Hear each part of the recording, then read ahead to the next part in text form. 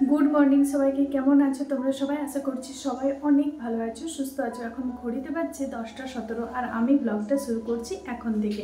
আমি আমার ছেলেকে স্কুলে দিয়ে চলে এসেছি বন্ধুরা। এখন আমি রান্না করব। আজকে রান্নার জন্য কি কি নিয়ে এসেছি তোমাদের সাথে একটু শেয়ার করবো। আসলে আমি বাজার কিন্তু মেপে করতে পারি না, একা থাকি ছেলেকে নিয়ে।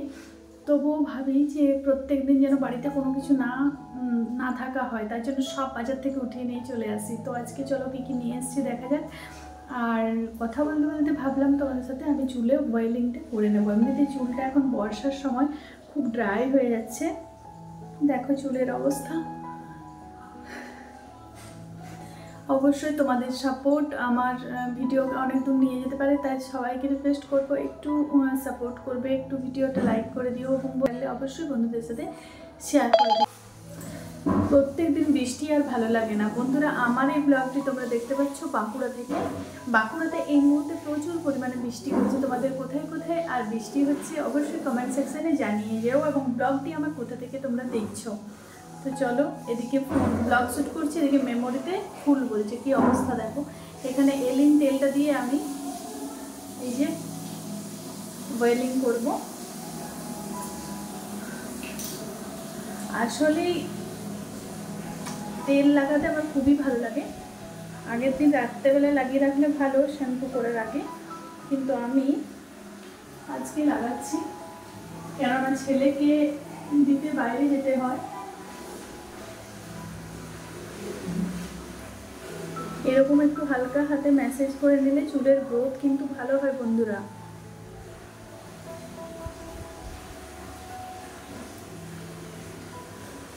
দেখো বাজার থেকে এত সব জিনিস নিয়ে আসলাম। প্রত্যেক দিন ভাবি খরচা কম করব, একা থাকি, এতটাও খরচা করার দরকার নেই, কিন্তু বাইরে বেরোলেই কিছু না কিছু জিনিস কেনা হয়ে যায়।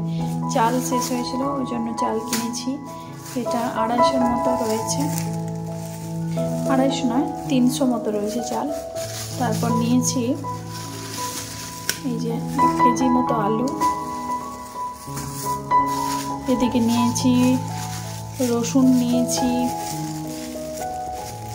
50 মতো, পেঁয়াজ নিয়েছি 200 মতো। তারপর নিয়েছি পোস্ত, এটার দাম, এইটুকুটার দাম নিয়েছে 45 টাকা। তারপর খসলা নিয়েছি বন্ধুরা। এই খসলা জিনিসটা তোমরা কারা কারা চেনো এবং এর বড়া খেয়েছো আমাকে কমেন্ট করে জানাতে ভুলো না। ভীষণ টেস্টি হয়, মানে পোস্ত চেয়েও আমার এটা ভালো লাগে। পোস্ত খেলে গ্যাসের প্রবলেম হয়, কিন্তু খসলাটা খুবই ভালো। এদিকে একটা কুরকুরে নিয়ে নিয়েছি ছেলের জন্য, আর নিয়েছি মাছ। এই যে মাছটা খুলে দেখাচ্ছি। সবজি তো হাতে দেওয়ার অপেক্ষা রাখে না, এতটাই দাম। এখন বর্ষাতে সবজির চাষের অবস্থা চাষিদের খুবই বাজে, ওই জন্য সবজির দাম এত তুঙ্গে। এই যে 2টো গাজর নিয়েছি, একটা শসা নিয়েছি, একটা করলা নিয়েছি, 4টে টমেটো নিয়েছি, একটা ঝিঙে নিয়েছি ছোট্ট মতো। চলো মাছটা খুলে দেখাই। একদম কাতলা মাছ নিয়েছি, বড় সাইজের। আর এই যে আমার রান্নাঘরের অবস্থা দেখতে পাচ্ছ তোমরা। সব কিছু সাজানো গোছানো আছে, মোটামুটি যতটুকু পারি করি। কাজের মেয়ে করে দেয় কিছুটা, কিন্তু গ্যাস ওভেন আর পরিষ্কার করবে না, খুবই অগোছালো অপরিষ্কার হয়ে আছে। একটু পরিষ্কার করে নিয়ে তারপর আসছি তোমাদের কাছে আবার। দেখো বন্ধুরা, মাছটা একটু তোমাদেরকে খুলে শেয়ার করলাম। এই যে একদম দারুণ দেশি কাতলা পিস, 2 পিসেই হয়ে যায়। ছেলে মাছ খেতে পছন্দ করে না খুব একটা, ডিম খেতেও খুব ভালোবাসে। আর নিয়েছি এই যে মাছের তেল, কে কে পছন্দ করো তোমরা। আর এই যে মুড়োটা, এটা ফ্রি দেয়। চলো এখন রান্না করতে হবে, জলদি জলদি মাছের ঝোল করব পাতলা করে, আর কিছু একটা সবজি করে নেব। ভাজা হবে, তো মাছের ভাজা হবে, বড়া আর কি যেটাকে বলা হয়। চলো রান্নাটা শুরু করে দিই।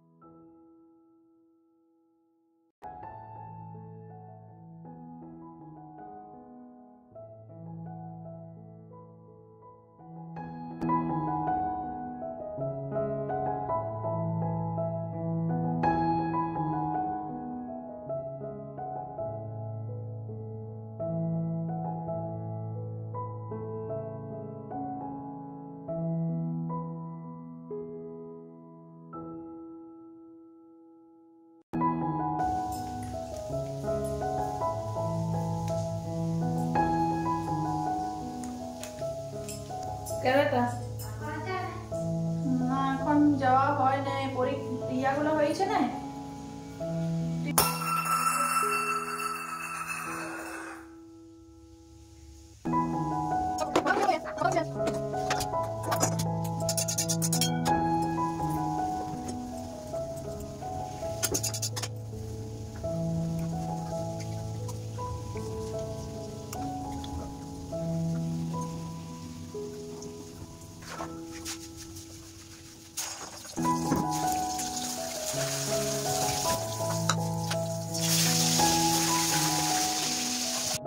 দেখো বন্ধুরা, বাবা কতদিন পরে বৃষ্টির পর রোদ দেখা গেছে।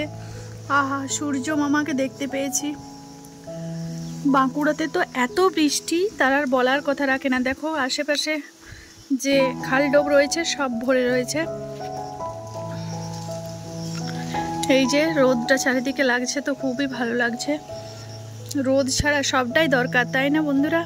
যেরকম বৃষ্টি দরকার সেরকম রোদ দরকার, সেরকম ঠান্ডা দরকার, গরম দরকার, সব দরকার। বন্ধুরা এখন নিচে যাচ্ছে একটু, আর এই যে সারা রাত জলে ভিজেছে, ছেলের আবদার নিচে সাইকেল চালাবে রাস্তাতে। চলো একটা পার্সেল এসছে, দেখে নেওয়া যাক কি এসছে।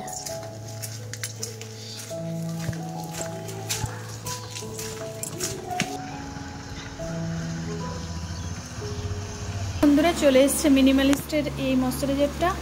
এটা এখন খুব ভালো কাজ করছে ময়শ্চারাইজারটা, ওই জন্য নিয়ে নিয়েছি ট্রাই করার জন্য। আর এটা হচ্ছে মেবেলিন ফিটমির একটা ফাউন্ডেশন।